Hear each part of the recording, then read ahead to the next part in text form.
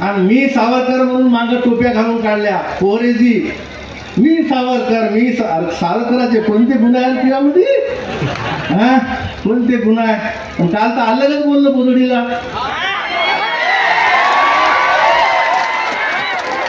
काय म्हणे तुमचे काय मुख्य घ्यायला का म्हणे? बरं एक सांगा, मुख्य सगळेच घेतात, कसा अंधारात असते मुका घ्या ना, तोंड तरी चांगलं पाहिजे ना. अरे भीमराव तू तोंड पाहिले, तुला कोण मुक्का देईल? तुला मुक्का नाही, तुला भुक्का देणारा भुक्का.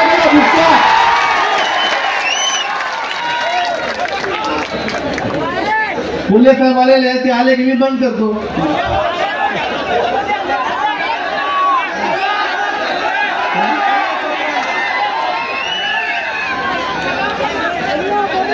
बांधवांनो, तुम्ही आम्ही आता आमच्या दादासाहेब खूप बोलले. तुम्ही आम्ही बहुजन लोक आहोत आणि बहुजन लोक जर प्रवाहामध्ये कशामध्ये आले असेल, आरक्षणामधून कशामध्ये आले असेल, त्याला सगळ्यात महत्वाची जर कुठली गोष्ट असेल बांधवांनो तर ते शिक्षण आहे.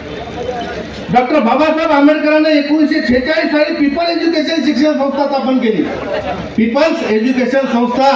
आणि त्यांना माहित होतं की माझ्या बहुजनाची लेकरं जोपर्यंत शाळेत जाणार नाही तोपर्यंत हे प्रवाहामध्ये येणार नाही.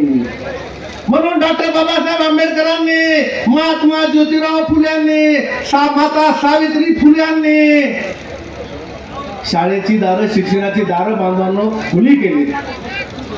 आणि तुमच्या आमच्या बहुजनांच्या लेकराला या ठिकाणी शाळेमध्ये पाठवण्याचं माता सावित्रीनं स्वतः शिक्षिका होऊन शिकविण्याचं काम या ठिकाणी केलं.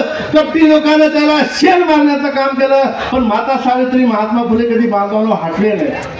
अनेक गीतं लिखतात, सावित्री जर नसती तर शिक्षण झालं नसतं म्हणून अनेक आहेत बांधवांनो.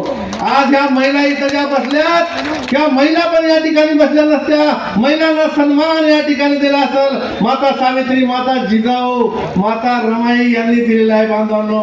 आणि म्हणून पण हे भारतीय जनता पार्टीचे चंद्रकांत पाटील मागे काय म्हणत हो, काय म्हणत, हे डॉक्टर बाबासाहेब आंबेडकर, हे महात्मा फुले, हे सावित्रीबाई फुले हे भीक मागत होते म्हणे, भीक. मग अशा माणसाला तुम्ही मतदान करणार का भारतीय जनता पार्टीच्या?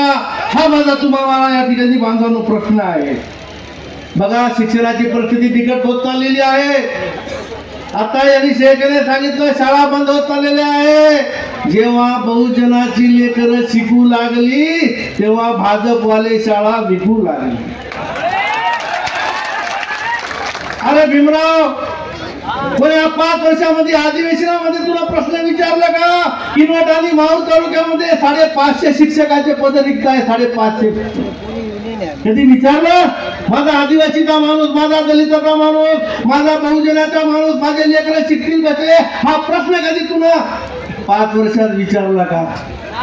तुला प्रश्न एकच विचारला, साहेब मला शिशी रस्ता द्या, शिशी रस्ता.